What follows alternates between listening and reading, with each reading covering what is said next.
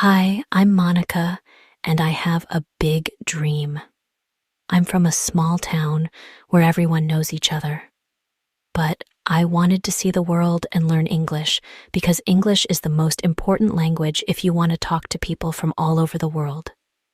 One day, I told my parents, I want to go to France to study and to learn English. At first, they were very surprised. My mom looked at me with worry in her eyes. She said, Monica, it's very far, and you will be alone there. Are you sure? I nodded and said, Yes, Mom, I'm ready for this. I need to do it for my future. After a lot of thinking, my dad finally said, Okay, Monica, we believe in you. Go and learn. Make us proud. My mom was a bit sad, but hugged me tight. The day I left, she cried, and even my little brother looked sad. I hugged them, feeling both excited and scared. On the plane to France, everything felt new.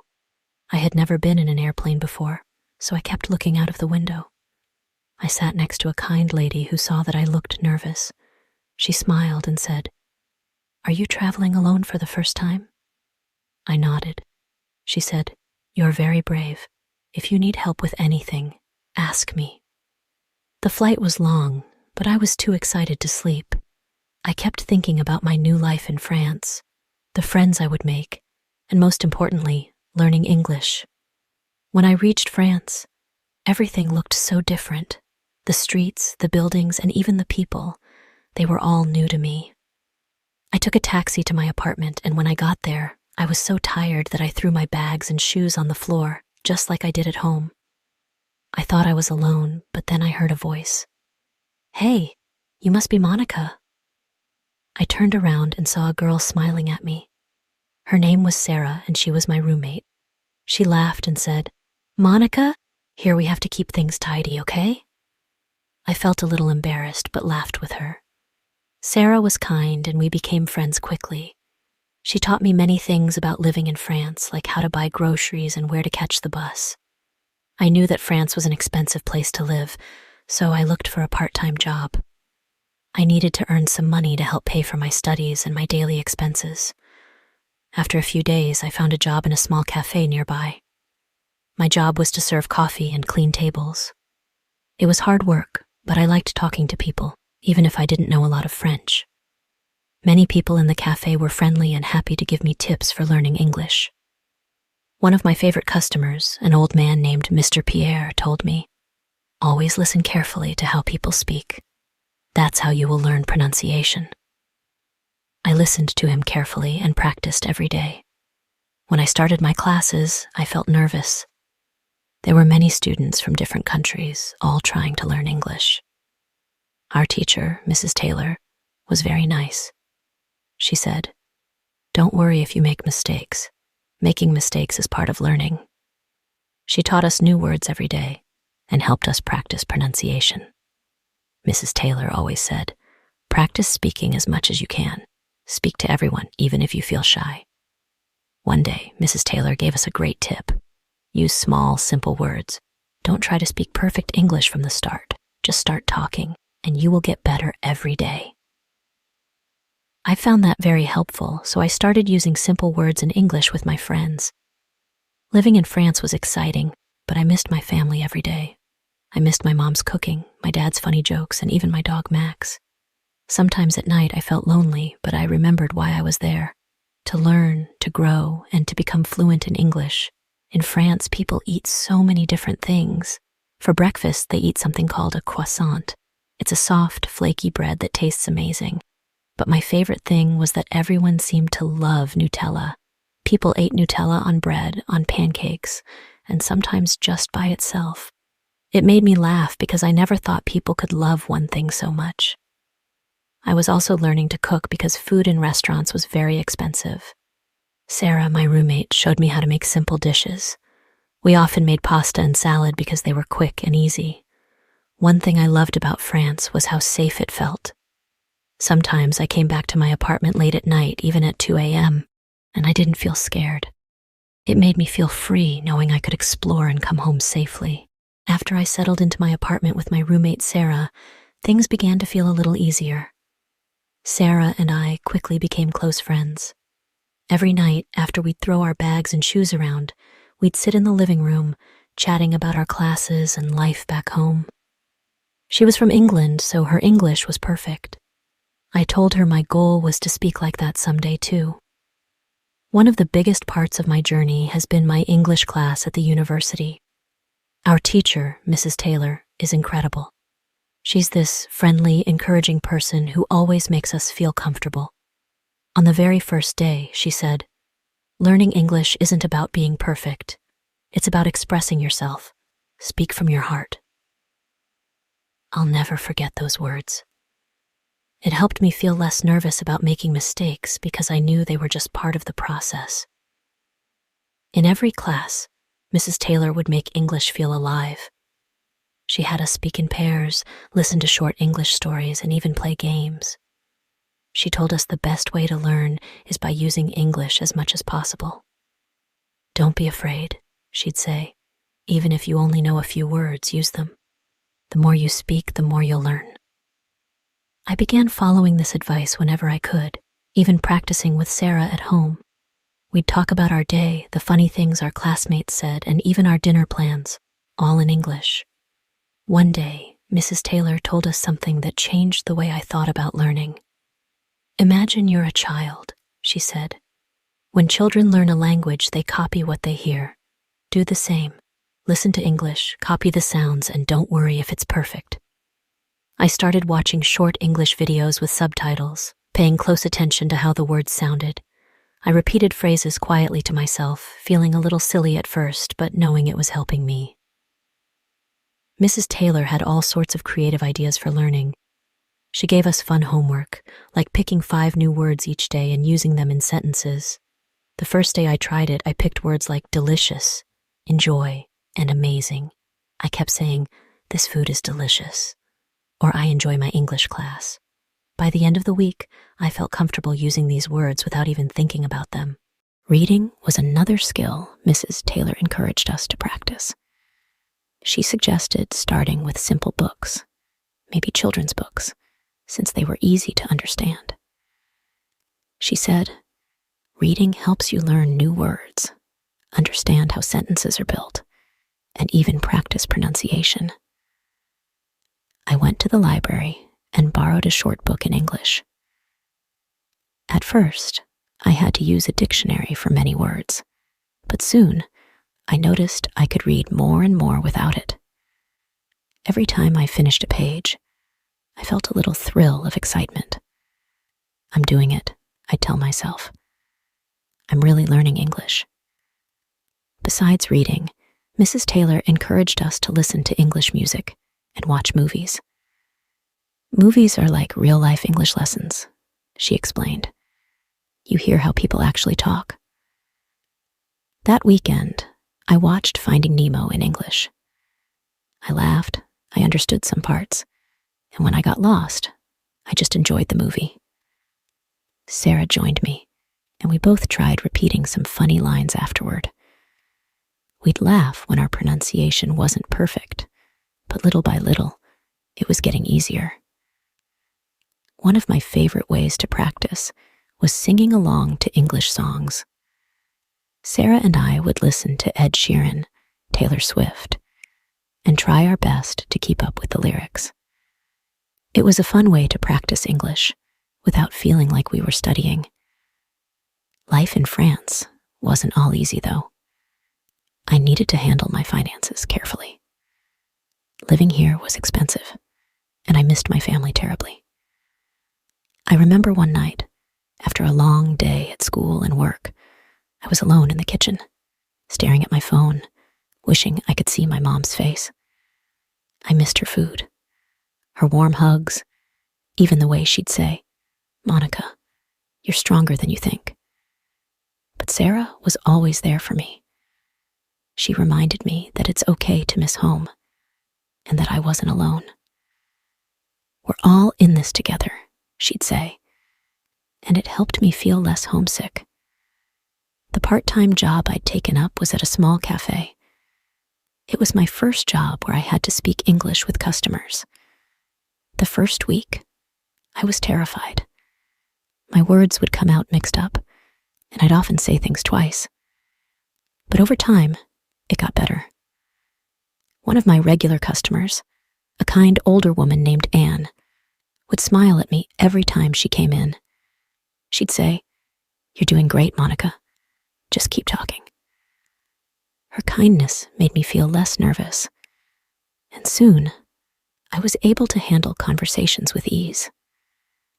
One night, Sarah and I stayed up talking about life, dreams, and all the small struggles we were facing. She told me, "You're so brave for coming here and learning a new language. Every step you take is bringing you closer to fluency." It was moments like these that reminded me why I was here. Learning English wasn't just a class or a job requirement. It was a key to my dreams. One day in class, Mrs. Taylor announced, "We're going to celebrate everyone's birthdays together in class." She said birthdays would be a perfect time to practice speaking English in a fun way. I thought it was such a lovely idea. Whenever it was someone's birthday, we would all bring small treats, sing happy birthday in English, and give speeches to celebrate. It was amazing because we all got to talk, make each other laugh, and learn new words. On my birthday, Mrs. Taylor even brought a little cake for me. Everyone sang, "Happy birthday, dear Monica." I felt so happy, and it made me feel like I had a new family here in France. Afterward, Mrs. Taylor gave us a short writing exercise. Each person had to write a birthday wish for me in English. It was wonderful to read everyone's wishes. Some were funny, some were sweet, and it helped us all practice writing in English. Mrs. Taylor had another interesting idea for learning. She introduced English Culture Day, where we would pick a theme related to English-speaking countries. One week, the theme was American Diner. She decorated the classroom with red and white colors, and even brought in American-style snacks. She said, "Today, we're going to practice ordering food in English as if we're in an American diner." We all took turns being the waiter or the customer, saying things like, "Can I have a burger, please?" Or, "Would you like fries with that?" It was so fun. We laughed a lot, and it made learning feel like play. Another time, we had British tea time. Mrs. Taylor served us tea and biscuits, and we practiced polite British phrases, like, "May I have some tea?" and "Thank you, that's lovely." She explained that these small phrases would be helpful in daily life. It felt like a tiny trip to England right there in the classroom. Mrs. Taylor also had a very creative idea to help us with pronunciation. She brought in short tongue twisters for us to practice saying quickly. We tried phrases like, "She sells seashells by the seashore," and "How much wood would a woodchuck chuck if a woodchuck could chuck wood?" At first, we all sounded funny, but as we repeated them, our pronunciation got better. Tongue twisters really helped us pay attention to each sound in English words. We'd laugh a lot, but it was surprising how much it improved our pronunciation. For vocabulary, Mrs. Taylor had a special trick. She called it Word of the Day. Every day, she'd write a new English word on the board and explain its meaning, how to pronounce it, and even give us a sentence using it. Then, she'd ask each of us to use that word in our own sentences. One day, the word was delightful. She told us, "This means something that gives you pleasure, like that cake was delightful." It was a great way to remember new words each day. And now, whenever I see something lovely, I think, "Oh, that's delightful." Mrs. Taylor knew it was sometimes hard for us to speak English naturally, so she made us play a game called English Conversation Jar. She had a jar full of small paper slips, each with a question like, "What's your favorite food?" or "Tell me about your dream vacation." We'd pick a slip and have to answer in English. It helped me feel more comfortable speaking because I could talk about things I liked or wanted to share. Every time I picked a new question, I felt more confident, and it slowly became easier to talk without overthinking. One day, Mrs. Taylor surprised us with a story writing project. She said, "Everyone loves stories, so why not try writing one in English?"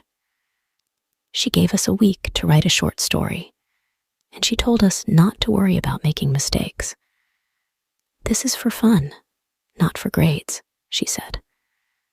I wrote about a magical dog that could talk, and I had so much fun creating my little story. When I read it to the class, everyone clapped, and it made me feel so proud. Writing stories helped me put sentences together and use the vocabulary I'd learned in a creative way. Of course, Mrs. Taylor didn't forget about listening practice. She'd play short English conversations for us to listen to, like a conversation at a grocery store or a simple phone call. We'd listen carefully, and then she'd ask questions to see if we understood. This helped us get used to real English conversations, and I noticed I was starting to understand English a bit faster. One of my favorite listening activities was when Mrs. Taylor played us English songs. She'd give us the lyrics, and we'd try to sing along. My favorite song was "Can't Help Falling in Love" by Elvis Presley. I loved singing along and focusing on each word, and it was a beautiful way to learn pronunciation and rhythm. As time passed, Mrs. Taylor gave us tips on talking naturally. She said, "Don't worry about speaking like a dictionary. Real English has lots of small phrases and slang." She taught us phrases like, "What's up?" instead of "How are you?" and "No problem," instead of "You're welcome." She also explained how to use common phrases like "Let's go" and "See you later." These phrases made me feel more connected to everyday English. And there was something else I'll never forget. Mrs. Taylor said, "The best way to improve is by practicing outside of class." She encouraged us to find language exchange partners or talk with friends in English. She even organized a meetup with English students from other classes. I met a few new friends, and we started meeting every Friday to practice speaking together. At first, we were shy, but over time, our confidence grew. These small talks helped me practice English naturally and were really fun. Even when I wasn't in class, I was learning. I tried to speak English with my roommate, Sarah, and even practiced with people at my part-time job at the cafe. Slowly, English didn't feel like a scary language. It became a part of my life. Each time I spoke, even if it was just a few sentences, I felt like I was taking one step closer to fluency. And so, my journey continues. There are hard days, of course, when I miss my family or feel overwhelmed. But every time I remember Mrs. Taylor's words, "Speak from your heart," I feel a little more inspired to keep going. One morning, Mrs. Taylor started our English class with a big, mysterious smile. She said, "Today's lesson is a surprise." Everyone got excited and curious. She handed out colorful hats and told us, "We're going to have a mini English carnival." Each of us had to wear a funny hat, pick a random character, and act out short, funny conversations in English. My character was a baker who couldn't remember how to bake a cake. I had to say things like, "Wait, do I need flour or flowers for this cake?" Everyone laughed, and I even laughed at myself. It made learning so much fun and helped me feel relaxed while speaking. Then, something funny happened one weekend. I was at my part-time cafe job, practicing my English with customers. One customer looked at me with a puzzled face when I asked, "Would you like some extra creme?" Instead of cream, I accidentally said creme in a French accent. We both laughed, and he kindly corrected me, saying, "It's cream in English." That small mistake turned into a fun memory. It taught me that mistakes are part of the learning process. Every little misstep became a stepping stone. One of my favorite memories was when Mrs. Taylor organized a Cooking in English Day. She said, "Cooking together helps with listening and following instructions." We all gathered in the school kitchen to make English scones and sandwiches. She gave us instructions like, whisk the eggs and add a pinch of salt, and we had to repeat after her. There was flour everywhere, and one of my friends even put salt instead of sugar in the scones. We laughed so much, and even though our food didn't turn out perfect, it was such a memorable experience. Plus, I learned so many new cooking words. There were also sweet, quiet moments. I started spending some time each day writing short letters to my family in English. I'd write simple things like, "Today, I learned a new word," or "I miss our family dinners." These letters helped me practice my writing and feel closer to home. My mom sent me a letter back, trying out some English too. She wrote, "Monica, we're proud of you." It made me feel so loved and motivated. I even started having dreams in English. At first, it was just small things, like hearing words in English while I slept. But one night, I dreamed I was back home in India, speaking English with my family. When I woke up, I thought, wow, maybe English is becoming a part of me. Finally, it was time for our last class with Mrs. Taylor. She brought us all together and gave each of us a little book. "This is your English adventure journal," she said. "You can write anything you want in it. Goals, new words, favorite memories." She smiled at me and said, "Monica, keep writing, keep speaking, and keep learning." We all hugged, and some of us even got a little teary. It was hard to say goodbye. On my last day in France, I decided to take a quiet walk around the city. I thought about all the fun times, the challenges, and the friends I'd made. I remembered my first day here, feeling nervous and unsure. Now, I felt proud. I could understand English conversations, express myself, and most importantly, I wasn't afraid anymore. I felt like a new person. As I boarded the plane back home, I thought about how learning English had been so much more than just words and grammar. It was about connection, courage, and discovery. When I got back home, my family was waiting for me at the airport. My mom hugged me tight and whispered, "Welcome home, Monica." I took a deep breath and said, "Mom, I missed you so much." And there it was, the final piece of my journey. I had learned a language, but I had also learned to be myself, to laugh at my mistakes, and to find joy in every step. So, if you're learning English too, just remember this. Have fun, make friends, be brave, and never give up. Because each word, each moment, is a step forward on a wonderful adventure. And who knows, maybe one day you'll be telling your own story in English.